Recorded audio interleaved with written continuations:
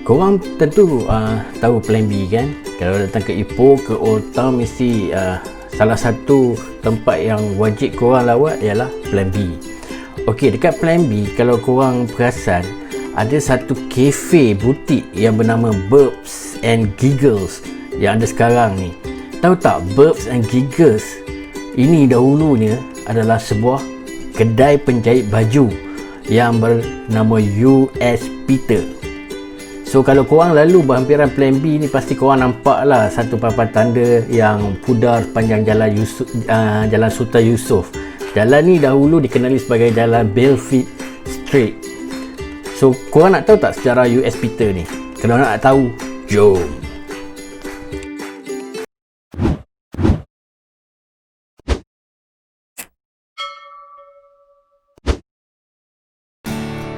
Pada tahun 1928, Sardar Pratap Singh berusia 21 tahun dari Jalandhar, negara Punjab di India, tiba di Tanah Melayu dengan kapal laut, hanya membawa beg galas datang mencari pekerjaan.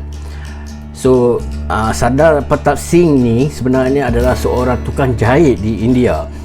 Jadi semasa di India, dia telah mendengar banyak tentang cerita Tanah Melayu, kerana pada tahun 1800 something, Tanah Melayu adalah satu negara pengeluar biji timah yang terkenal di seluruh dunia. Jadi disebabkan itu, beliau memutuskan untuk mencuba nasib di Tanah Melayu yang pada ketika itu merupakan jajahan Inggeris.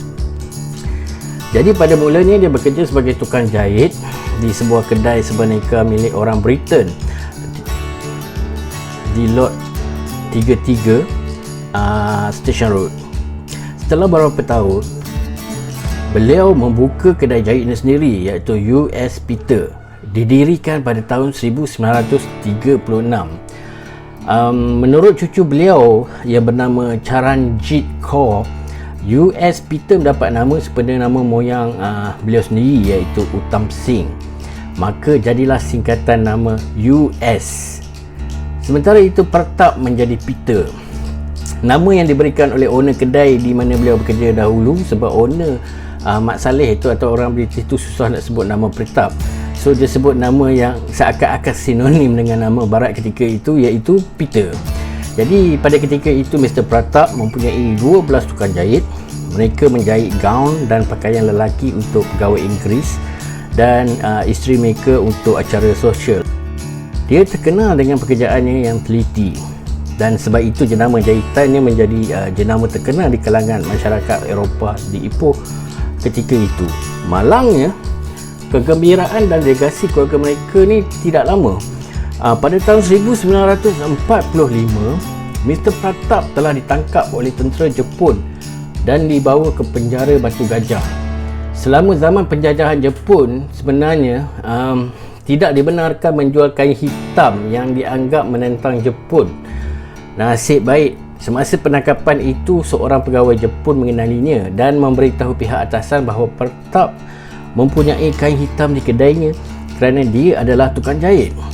Dia dibebaskan tidak lama kemudian. Beberapa bulan kemudian, kedai dia tu telah dimasuk pencuri, dan ini menyebabkan Mr. Pratap kehilangan kain berkualiti, sebahagian besar pakaian yang telah siap serta barang kemas keluarga yang disimpan di dalam kedai. Perniagaannya merosot selepas itu, tetapi dia terus menjahit kerana dia harus membayar balik wang pelanggannya.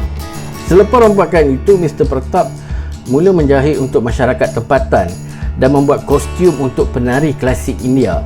Para tukang jahit tempatan terus menolongnya, sementara yang lain, tukang jahit yang sebelum ini, seramai 12 orang tu telah kembali ke India. Namun begitu, akhirnya penduduk tempatan semakin berkurang kerana mereka sudah ada pilihan untuk pergi ke kedai jahit yang lain. Selepas itu, oleh kerana perniagaan semakin merudum dan merosot, sehingga terpaksa menutup perniagaan mereka. Dan selepas itu, premis ataupun kedai datuk mereka tu terpaksa dijual kepada owner baru. Jadi pada masa ni owner baru yang memiliki kedai mereka membuat kafe yang diberi nama Burps and Giggles. Dan sewaktu ketika dahulu mereka mengekalkan papan tanda US Peter dan hiasan lama kedai tersebut, tetapi pada masa sekarang ni selepas PKP didapati papan tanda itu sudah tiada sebab mungkin sudah usang ataupun sudah reput atau dan sebagainya, tetapi hiasan lama masih ada. Jadi kepada mereka-mereka yang nak melihat saki baki peninggalan kegemilangan US Peter ni, bolehlah pergi ke Cafe Burps and Giggles ini untuk melihat beberapa peninggalan yang masih ada lagi, yang owner cafe tersebut kekalkan lagi. So guys, itulah cerita pasal US Peter. So stay tune, subscribe dan like video ini. So selepas ini aku akan ceritakan lagi kisah-kisah sejarah-sejarah di especially Old Town Ipoh ni, kerana terlalu banyak sejarah yang aku nak cerita pada korang. Stay tune.